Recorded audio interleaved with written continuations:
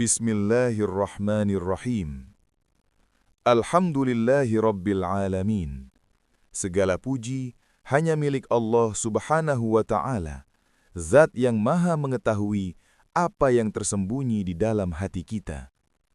Solawat dan salam semoga tercurah kepada Nabi Muhammad sallallahu alaihi wasallam, suri tauladan terbaik sepanjang zaman, beserta keluarganya dan para sahabatnya. Saudaraku yang dimuliakan Allah, hidup ini tidak pernah lepas dari ujian. Tidak ada satupun manusia yang berjalan di dunia tanpa air mata. Yang membedakan hanyalah bentuk ujiannya, bukan ada atau tidaknya ujian itu sendiri. Ada yang diuji dengan kesempitan, ada yang diuji dengan kelapangan, ada yang diuji dengan kehilangan, dan ada pula yang diuji dengan kenikmatan yang melalaikan. Ujian bukan tanda Allah membenci. Seringkali ketika musibah datang, kita berkata, "Kenapa aku ya Allah? Apa salahku? Mengapa hidupku begini?" Padahal Allah berfirman, "Apakah manusia mengira bahwa mereka akan dibiarkan berkata kami beriman, sementara mereka tidak diuji?" QS Al-Ankabut ayat 2. Saudaraku, ujian bukan bukti Allah membenci.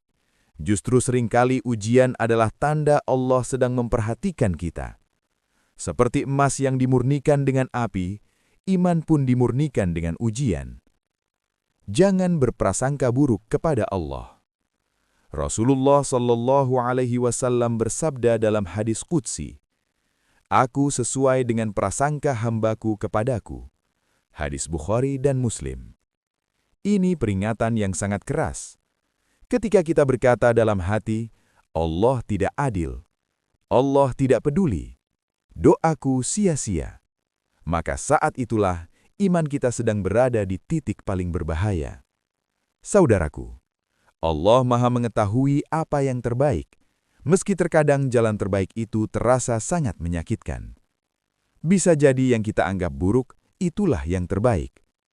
Allah berfirman dalam QS Al-Baqarah ayat 216, "Boleh jadi kamu membenci sesuatu, padahal itu baik bagimu.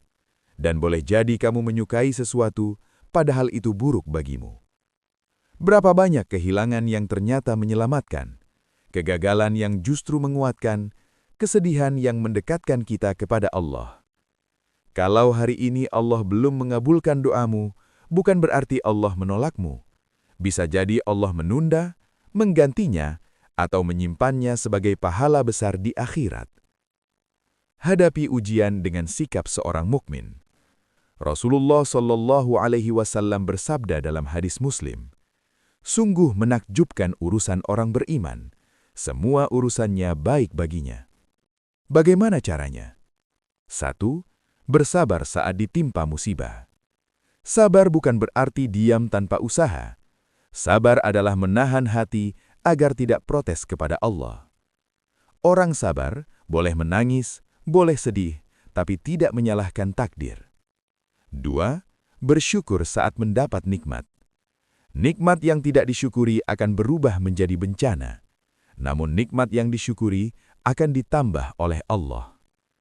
"Jika kamu bersyukur, pasti aku tambahkan nikmatku kepadamu."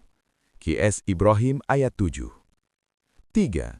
Tetap beribadah di saat sulit. Justru di saat terberat, Allah paling dekat dengan hambanya. Jangan tinggalkan sholat, doa, zikir. Karena ibadah adalah pegangan saat dunia terasa runtuh. Amalan-amalan yang menguatkan hati saat ujian. 1. Memperbanyak doa Nabi Ayub. "Ya Tuhanku, sesungguhnya aku telah ditimpa penyakit, dan Engkau adalah yang maha penyayang." Doa pendek tapi penuh penghambaan. 2. Istighfar tanpa menunggu dosa terlihat. Banyak musibah datang bukan karena dosa besar, tetapi karena hati yang mulai lalai. 3. Sholat malam meski singkat. 2 rakaat di sepertiga malam terakhir lebih kuat dari 1000 keluhan kepada manusia. 4. Bersedekah saat sulit. Sedekah di waktu lapang itu biasa. Sedekah di waktu sempit itu luar biasa. Peringatan terakhir, jangan jadikan ujian sebagai alasan menjauh dari Allah. Saudaraku, ada orang yang diuji lalu makin dekat dengan Allah, makin tunduk, makin lembut hatinya.